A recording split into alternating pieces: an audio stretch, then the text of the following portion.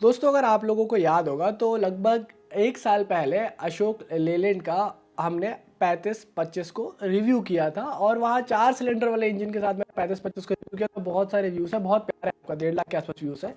फिर रिसेंटली मैंने टाटा के 3525 को भी रिव्यू किया और चला के रिव्यू किया। बहुत बढ़िया सा रिव्यू वो मुझे लग रहा है और लोगों का भी पॉजिटिव फीडबैक है। तो मेरे मन में एक सवाल आया, क्यों ना इन दोनों गाड़ियों को क्योंकि 2-3 सवाल कमेंट्स में भी थे कि इनको कंपेयर कर दो, तो मैंने सोचा कि चलो यार एक काम करते हैं, इनको कंपेयर कर लेते हैं। तो अशोक लेलैंड का 3525 और टाटा का 3525 हम दोनों को जो है आज कंपेयर कर लेंगे और बता देंगे आपको कि एक्चुअली कौन सी गाड़ी किस चीज़ पे ज़्यादा बेहतर है, और आपको आखिरी में बताऊंगा कि कौन सी गाड़ी खरीदनी है। तो इस 8 से 10 मिनट की वीडियो में आपको A to Z इन दोनों गाड़ियों के बारे में वो सारी चीज़ें जानने को मिलेंगी कि किन पैरामीटर्स पे, किन चीज़ों में, तराजू में, दोनों में कौन सा पल्ला किसका भारी है। तो चलिए शुरू करेंगे आज का ये वीडियो। मेरा नाम है रमन नायक, आप देख रहे हो बिहाइंड द व्हील्स, और आज के इस वीडियो में हम बात करने वाले हैं अशोक लेलैंड 3525 और टाटा के 3525 के बारे में। सबसे पहले मैं आपको एक चीज़ बताना चाहता हूँ कि जो अशोक लेलैंड का 3525 है उसमें 2 इंजन आते हैं। एक हिनो सीरीज़ का इंजन आता है और एक ए सीरीज़ का इंजन आता है, जो बेसिकली नेपट्यून इंजन का ही नेक्स्ट जनरेशन है, और उसको हम 4 सिलेंडर में देखते हैं, और जो हिनो सीरीज़ का इंजन है वो 6 सिलेंडर में देखते हैं। मैं आपको वीडियो में दोनों इंजन के बारे में बता दूंगा, क्योंकि गाड़ी में इंजन के अलावा और गियर बॉक्स के अलावा बाकी सारी चीज़ें सेम होने वाली है। तो सबसे पहले हम बात करते हैं इंजन के बारे में। तो टाटा 3525 में अगर आप इंजन देखोगे तो यहाँ पे 6.7 लीटर का ISB कमिंस का इंजन लगा है। ये दुनिया में सबसे ज़्यादा बिकने वाला डीजल इंजन है, क्योंकि इतना बढ़िया है, इतना रिलायबल है, और सबसे बढ़िया बात मेंटेनेंस में बहुत इजी है। तो टाटा वही इंजन यूज़ करती है। BS4 में भी हमने वही इंजन देखा था, बाद में BS6 में उन्होंने EGR नहीं कराते, चूँकि ये उनका प्योर SCR होता है, वर्टिकल इन्होंने एडब्लू सिस्टम लगा रखा है, वर्टिकल हीट से एग्जॉस्ट आफ्टर ट्रीटमेंट सिस्टम। तो उसके हिसाब से बाकी इंजन बहुत बढ़िया है, नो डाउट, और ये इंजन बहुत ज़्यादा कंट्रीब्यूट करता है टाटा की सेल्स की तरफ भी। इस इंजन से 250 हॉर्स पावर की पावर मिलती है, जो कि निकल के आती है 2300 RPM पे। इस चीज़ को ध्यान रखना आप। और जो टॉर्क निकल के आता है वो 950 न्यूटन मीटर का निकल के आता है, और वो भी बहुत बढ़िया रेंज में निकल के आता है, 1100 से लेकर 1700 RPM के बीच में। मतलब बहुत ज़्यादा रैव नहीं करना है आपको। लो एंड टॉर्क भी बहुत बढ़िया आता है, ताकि वो कंस्ट्रक्शन के जो टिपर्स होते हैं उनको खींचने के लिए वो एक पुश मिल जाता है शुरू से। अब रेती वेती निकालोगे आप या गाड़ी नीचे सरफेस लूज रहेगा तो भी आपको बहुत मदद मिलने वाली है, क्योंकि डबल डिफरेंशियल लॉक आता है। अब अगर बात करें हम अशोक लेलैंड के 3525 के बारे में, तो अशोक लेलैंड के 3525 में 2 इंजन आते हैं। पहले इंजन की बात करूं तो वो आपका ए सीरीज़ का इंजन आता है, जो कि नेपट्यून इंजन है, और ये 4 सिलेंडर का होता है। इससे भी जो पावर है वो 250 हॉर्स पावर की निकल के आती है। पर एक चीज़ इसमें देखने वाली वो कि इसका जो टॉर्क आता है वो 900 न्यूटन मीटर का ही आता है, मतलब टाटा से 50 न्यूटन मीटर कम। और इसके अलावा अगर हम बात करें हमारे एस सीरीज़ वाले इंजन की, जो कि 6 सिलेंडर का इंजन है, वहाँ से भी 250 हॉर्स पावर की पावर निकल के आती है, और 900 न्यूटन मीटर का टॉर्क, उसको भी इसी हिसाब से इन्होंने ट्यून किया हुआ है। अब अगर मेरी माने तो ज़्यादा माइलेज चाहिए तो ए सीरीज़ का इंजन, लॉन्गेटिविटी देख रहे हैं, लंबा देख रहे हैं, तो आपको 6 सिलेंडर का इंजन बिल्कुल आग बंद करके जा सकते हो, तो हिनो सीरीज़ वाला इंजन। ठीक है, दोनों गाड़ियों के रेट में भी थोड़ा सा फर्क है। अब एक जो अगर दूसरा पैरामीटर आता है कि इनका क्लच का डायमीटर, तो टाटा में 430 mm डायमीटर वाला क्लच लगा हुआ है, जो कि ऑर्गेनिक लाइनिंग के साथ में आता है, बूस्टर के साथ में आता है। तो क्लच प्लेट एफर्ट्स वगैरह रिड्यूस होते हैं काफ़ी ज़्यादा, असिस्टेड है वो क्लच। और अशोक लेलैंड में एक जो सीरीज़ है 4 सिलेंडर वाला जो इंजन है, उसमें आपको 380 mm वाला क्लच मिलेगा और 395 mm वाला क्लच मिलेगा। तो ओवरऑल क्लच जो है वो थोड़ा सा छोटा है अशोक लेलैंड में, मतलब रिपेयरिंग कॉस्ट थोड़ी सी कम आ सकती है, बट वही वो सरफेस एरिया कम बनाएगा तो टॉर्क रिटेंशन हल्का बहुत फर्क पड़ता है, ग्रेडेबिलिटी वगैरह में हल्की बहुत उसमें फर्क पड़ेगा।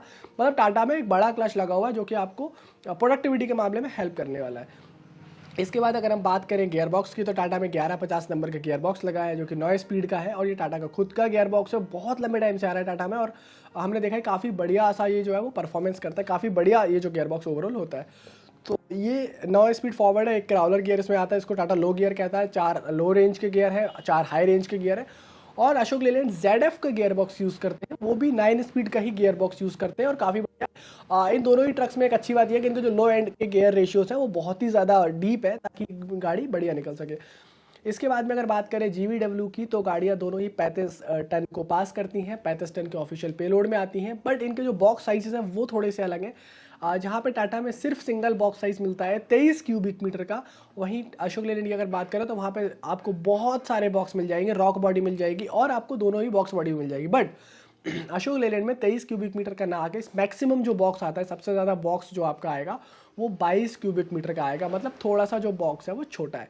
अब बॉक्स छोटा होने का कारण है कि इनका व्हील बेस, यहाँ टाटा का जो व्हील बेस है वो 5580 mm का है, मतलब पहले पहिए से लेकर आखिरी पहिए की जो दूरी है, जो लंबाई है गाड़ी की, वो 5580 है, जिस कारण से गाड़ी थोड़ी प्लांटेड रहती है। वहीं अशोक लेलैंड में वो 5250 mm का जो व्हील बेस है, उस कारण से गाड़ी हल्की सी छोटी है, मतलब 300 mm गाड़ी लगभग छोटी है, 330 mm गाड़ी छोटी है एक टाटा वाले टिप्पर से 35-25, तो वो एक पार्ट आपको लगेगा। दूसरी बात, जो हमारा टाटा का 35-25 आता है उसमें आगे की तरफ आपको पैराबोलिक लीफ स्प्रिंग देखने को मिलती है, जबकि हमें अशोक लेलैंड में नॉर्मल सी कमानियाँ देखने को मिलती है। यहाँ पे आपको पीछे 3 ऑप्शंस होते हैं, या तो आप नॉर्मल बेल क्रैंक भी टाटा कुछ मॉडल्स में प्रोवाइड करा देता है अगर आप बहुत ज़्यादा रिक्वेस्ट करोगे। बाकी आपको बोगी सस्पेंशन जो कि काफ़ी हैवी ड्यूटी 37 टन का आपको बोगी सस्पेंशन मिल जाता है, जिसको आप उल्टी कमानियाँ भी कहते हो। इसके अलावा अगर बात करें कि अशोक लेलैंड में, तो वहाँ पे आपको NRS सस्पेंशन मिलता है, जो कि हमारे नॉर्मल वो जो गाड़ी आती है ना, जो हाउलेज गाड़ी आती है, वो वही वाला होता है, NRS सस्पेंशन होता है, नॉन रेसोनेटिंग सस्पेंशन। और वो थोड़ा सा जितना फर्क नहीं पड़ता टिपर्स में, क्योंकि वो फ्रेम के नीचे होता है, तो फ्रेम में हमें कोई ऐसे गत्ते डाल के, मतलब क्रॉस मेंबर्स डाल के गाड़ी नहीं बनानी है, तो वो इतना कोई बेनिफिशियल नहीं है हमारे स्पेशली अशोक लेलैंड जैसी गाड़ियों में और टिपर्स में। और वहाँ पे आपको ये ऑप्शन मिलता है, बोगी सस्पेंशन का ऑप्शन वहाँ भी होता है। इसके अलावा टाटा में आपको एक अल्टीमेट सस्पेंशन का ऑप्शन मिलता है, जिसको टाटा कहता है कि 4000 घंटे तक तो टाटा वारंटी दे रहा है। पूरा रबर का सस्पेंशन होता है और वो काफ़ी ऊबड़ खाबड़ सरफेस के हिसाब से बनाया जाता है, काफ़ी बढ़िया रहता है, तो वो एक पार्ट रहेगा। तो यहाँ पे भी टाटा हल्का सा बेहतर लगता है। फिर बात आती है दोस्तों वारंटी की। टाटा 6 साल या 6000 घंटे की वारंटी प्रोवाइड करता है ड्राइव लाइन के ऊपर, और अशोक लेलैंड 4 साल या 4000 घंटे की वारंटी प्रोवाइड करता है ड्राइव लाइन के ऊपर। ओवरऑल गाड़ी की वारंटी टाटा में और अशोक लेलैंड में वैसे सेम आती है, बट ड्राइव लाइन की बात करें तो टाटा यहाँ पे थोड़ा सा एड्ज में है। अगर हम दोनों के एक्सेल्स की बात करें तो टाटा में हमें जो एक्सेल मिलता है वो डबल डिफरेंशियल लॉक के साथ में मिलता है, थोड़ा सा हैवी ड्यूटी टाटा यूज़ करता है, सिंगल रिडक्शन एक्सेल है। वहीं अगर लेलैंड की बात करें तो वहाँ भी आपको ठीक एक्सेल मिलता है, वहाँ भी आपको डिफरेंशियल लॉक्स वगैरह मिलते हैं। तो एक्सेल के मामले में दोनों ही गाड़ियाँ बेहतर है। अब वो क्राउन पिनियन वाली सिस्टम की जो समस्या थी वो अब दोनों ही गाड़ियों में नहीं आती है। टाटा में आपको 35-25 में 2 केबिन का ऑप्शन मिलता है, या तो सिग्ना केबिन ले लो या प्राइमा केबिन ले लो। आज हम बेसिकली सिग्ना केबिन की बात कर रहे हैं। तो 35-25 में टी और टी के मिलता है, मतलब नायलॉन टायर और रेडियल टायर वाले दोनों मिलते हैं। डे केबिन आता है इसमें, बट अगर आप अशोक लेलैंड की बात करोगे तो वहाँ पे आपको 2 केबिन ऑप्शन का मिलता है, यू केबिन और एन केबिन। जो यू केबिन है वो ठीक ठाक केबिन है, मतलब लग्जरी और कंफर्ट का एक ब्लेंड है।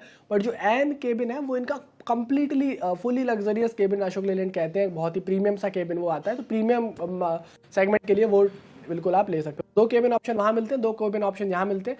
मुझे थोड़ा सा टाटा का वर्ल्ड क्लास सिग्ना केबिन बेहतर लगता है और उसका जो है मुझे वो प्रीमियम वाला केबिन अच्छा लगता है, जिसकी प्राइस थोड़ी सी ज़्यादा है। बाकी दोनों ही ट्रक्स में टाटा में आपको 3 मॉडल मिलते हैं, CX मिलता है, VX मिलता है और LX मिलता है। डिपेंड करता है कि आपको म्यूजिक सिस्टम चाहिए, AC चाहिए, और उस हिसाब से कंफर्ट के हिसाब से चीज़ें बढ़ जाती हैं। तो इस टाइप से टाटा में चीज़ें आती हैं।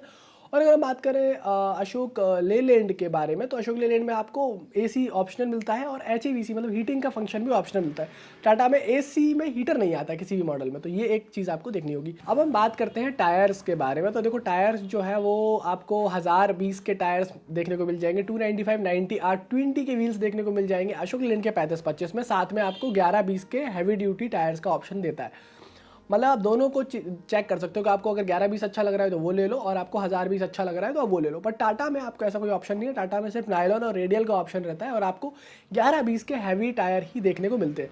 कारण ये है कि टाटा का जो ग्राउंड क्लियरेंस है वो थोड़ा सा लो होता है अगर आप 1020 के टायर डालते हो, इसलिए टाटा 11-20 के टायर डाल के देता है, ताकि नीचे से ग्राउंड क्लियरेंस थोड़ा सा बढ़ाया जा सके। और अशोक लेलैंड का ग्राउंड क्लियरेंस थोड़ा सा बढ़िया ही है, क्योंकि उसका क्राउन उतना नीचे लटका हुआ नहीं है। पिनियन गियर जो क्राउन पिनियन वाला जो हमारा डिफरेंशियल का हब है वो इतने नीचे नहीं है, तो उनको दिक्कत ज़्यादा नहीं है। तो वो 1020 भी देते हैं और 11-20 भी देते हैं। अब आपकी मर्जी है कि आपको कौन सा लेना है, और टाटा में आपको सिर्फ 11-20 के टायर्स देखने को मिलेंगे। अब दोस्तों बात करते हैं गाड़ी के माइलेज के बारे में। तो देखो टाटा 35-25 से अगर आप बात करो, तो जो आपका रेटेड लोड कहते हैं हम लोग, पूरी गाड़ी को टॉपल करके अगर आप रेटेड लोड में लेके जाते हो, टॉप तक गाड़ी अगर भरी हुई है और रेटेड लोड में लेके जाते हो, तो आपको टाटा से लगभग 3 का माइलेज मिलने वाला है। जितना मेरा एक्सपीरियंस है, ये मैं आपको गाड़ी के बारे में बता रहा हूँ जब गाड़ी जो है वो आपकी पूरी भरी हुई है। इसके अलावा गाड़ी से अगर आप खाली गाड़ी की बात करो तो लगभग 4 का माइलेज लोग आराम से ले लेते हैं, क्योंकि रेती में एक तरफ से खाली एक तरफ से भरी हुई जाती है। कंस्ट्रक्शन में यही होता है कि गाड़ी दोनों तरफ से भरी हुई नहीं चलती है हावलेज गाड़ी की तरह। और अशोक लेलैंड की अगर बात करें तो जो 4 सिलेंडर वाला इनका A सीरीज़ वाला इंजन है, वहाँ से थोड़ी सी ज़्यादा आपको माइलेज मिलेगी टाटा के कंपैरिजन में। बट हीरो सीरीज़ वाला जो इंजन है, जब आप उसको पूरा लोड कर देते हो तो फिर वो थोड़ी सी कम माइलेज देता है टाटा के कंपैरिजन में। तो अगर आप 4 सिलेंडर वाला ले रहे हो तो आपको माइलेज ज़्यादा मिलेगा, 6 सिलेंडर वाला ले रहे हो अशोक लेलैंड में तो आपको माइलेज थोड़ा सा कम मिलेगा। टाटा में वही 3.25 3.5 का माइलेज 3 से 3.5 का माइलेज, और अशोक लेलैंड में आपको 2.5 से लेकर 4 के बीच में माइलेज, कि आपको कौन सा इंजन ले रहे हो, क्या सारी चीज़ें ले रहे हो उसके हिसाब से। अगर हम डीजल टैंक की बात करें तो टाटा 3525 में आपको 300 लीटर का पॉलीमर का डीजल टैंक मिलता है, और अगर अशोक लेलैंड की बात करें तो वहाँ पे आपको 300 और 220 लीटर का एक डीजल टैंक मिलता है। वहाँ 2 ऑप्शन मिलते हैं। अगर एडब्ल्यू टैंक की बात करें तो अशोक लेलैंड में 48 लीटर का एडब्ल्यू लगाया हुआ है, टाटा ने 60 लीटर का एडब्ल्यू लगाया है। आपको बार बार नहीं करना पड़ता है, भरना पड़ता है, मतलब बार बार आपको एडब्ल्यू नहीं भरना पड़ेगा टाटा के अंदर। अगर हम दोनों ही ट्रक्स की चैसी की बात करें तो टाटा में जो है आपको 285 65 7 mm की चैसी मिलती है, वहीं अगर अशोक लेलैंड की बात करें तो 275 75 8 mm की चैसी मिलती है। मतलब टाटा का जो सैंडविच टाइप फ्रेम है वो और अशोक लेलैंड का जो फ्रेम है वो दोनों ही बढ़िया है, रोबस्ट है दोनों के दोनों। बट थोड़ी सी अगर बात करूँ तो डिज़ाइन के मामले में टाटा का थोड़ा सा बेटर लगता है, बट स्ट्रेंथ के मामले में जो फ्लिंच डाली हुई है उन्होंने 7 mm का एक्स्ट्रा, उसके हिसाब से मुझे अशोक लेलैंड का थोड़ा सा रोबस्ट लगता है। तो वो दोनों चीज़ें, बाकी बॉडी तो सच बताओ तो ज़्यादा फर्क नहीं पड़ता कि कौन के हिसाब से कौन सी बढ़िया, बट मुझे टाटा का थोड़ा सा फिर भी अंदर से पीस ऑफ माइंड के हिसाब से बेहतर लगता है। अब दोस्तों बात आती है कि गाड़ियों की कीमत कितनी आती है। देखो जहाँ पे टाटा लगभग 48 लाख रुपए के आसपास कीमत कोट करते हैं शोरूम प्राइस, वही अशोक लेलैंड 3525 का जो कीमत है वो 45 से लेकर 46 लाख के बीच में आता है। टाटा में डिस्काउंट्स शायद थोड़े से कम हो सकते हैं, अशोक लेलैंड में डिस्काउंट्स कई बार ज़्यादा मिल जाते हैं, और अगर आप इस अशोक लेलैंड के पहले से कस्टमर हैं तो और ज़्यादा। तो कीमत के मामले में बेशक आपको अशोक लेलैंड जो है वो थोड़ी सी सस्ती आ सकती है, और अगर रीसेल की बात करोगे तो अशोक लेलैंड सस्ती जाएगी भी, और टाटा की जो गाड़ी है वो महंगी जाएगी। टाटा के बारे में ये कहते हैं कि सुबह आप रात शाम को गाड़ी बेचने के लिए लगाओ और सुबह तक गाड़ी आपकी बिक जाती है। लेलैंड वगैरह में ऐसा नहीं है, मतलब रीसेल थोड़ा सा बेटर है। अगर आप 3-4 हज़ार घंटे चला के गाड़ी को चेंज करने के शौकीन हो तो टाटा बेहतर है, और अगर आप लंबा जा रहे हो तो फिर अशोक लेलैंड आपको मायने पर देखना पड़ेगा क्या सारी चीज़ें हैं। बाकी टाटा में आपको हिल होल्ड आ जाता है, हिल स्टार्ट असिस्ट आ जाता है, 3 मोड की फ्यूल इकोनॉमी स्विचेस आ जाते हैं, टिल्ट टेलीस्कोपिक स्टीयरिंग से लेके A to Z मतलब बेहतर बनाने की कोशिश किया ओवरऑल टाटा मोटर्स ने। और अब गाड़ियाँ कहीं ना कहीं सिग्ना भी अपना जो इम्प्रूव हुआ है, क्वालिटीज़ वगैरह उसकी इम्प्रूव करी है, फिट फिनिश थोड़ा सा बेहतर किया है ताकि लॉन्ग ड्यूरेशन जा सके। बीच में अब गद्दी वगैरह भी आती है, इंसुलेशन वगैरह भी इंजन से बढ़िया कर दिया है, वर्टिकल एग्जॉस्ट वगैरह लगाया हुआ है। तो ओवरऑल अशोक लेलैंड ने भी कुछ इंप्रूवमेंट जो है वो उनके किए हैं, बट उन्होंने AVTR सीरीज़ को अब तक कुछ ज़्यादा खास इंप्रूव किया नहीं है 2020 से, जब से उन्होंने डाला है मार्केट में। तो मेरे हिसाब से अगर आप मेरा एक्सपर्ट ओपिनियन माने या मेरा एक फीडबैक माने कि मैं क्या चाहता हूँ, तो देखो अगर आपको बहुत ज़्यादा माइलेज निकालना है और आपका बहुत ज़्यादा रोलिंग नहीं है गाड़ी का, तो आप 4 सिलेंडर वाला अशोक लेलैंड का इंजन ले लो, 3-4 घंटे तक गाड़ी चलाओ और उसके बाद गाड़ी बेच देना। अगर आपको बहुत लंबा पीस ऑफ माइंड चाहिए, बहुत ऐसी चाहिए कि गाड़ी कहीं तो भी सर्विस हो जाए, आपको बिल्कुल कुछ ना सोचना पड़े, चाहे खरीदते समय या बेचते समय और ना ही चलाते समय, तो आप टाटा आग बंद करके ले सकते हो। 3525 बढ़िया गाड़ी है। बेशक शुरू में थोड़ा सा पैसा ज़्यादा लगेगा, पर आपको मज़ा आने वाला है उस गाड़ी के साथ में जितना आप उस गाड़ी को चलाओगे। तो ये सारी बातें थी। मैं तो दिल से जो है वो अगर इस पर्टिकुलर 35 में ट्रिपर्स की बात करें तो मुझे अशोक लेलैंड और टाटा में से टाटा बेहतर लगती है। तो बस ये सारी बातें इस वीडियो में। अब उम्मीद कर रहा हूँ आपको वीडियो पसंद आया होगा। काफ़ी मेहनत से हम वीडियो बना के लाते हैं, तो लाइक ज़रूर करके जाइएगा, कमेंट करके बता सकते हो आपको कौन सी बढ़िया लगती है, आप खरीदोगे तो आप कौन सी खरीदोगे। और मिलेंगे आपसे बहुत जल्द ऐसी किसी वीडियो में। तब तक के लिए हेलमेट पहनिए, सीट बेल्ट पहनिए, सुरक्षित चलिए, इंश्योरेंस वक्त से पहले रिन्यू कराइए, ट्रैफिक पुलिस में वजह मत जगड़िए और देखते रहिए बिहाइंड द व्हील्स। और शेयर नहीं किया तो शेयर कर दो अभी।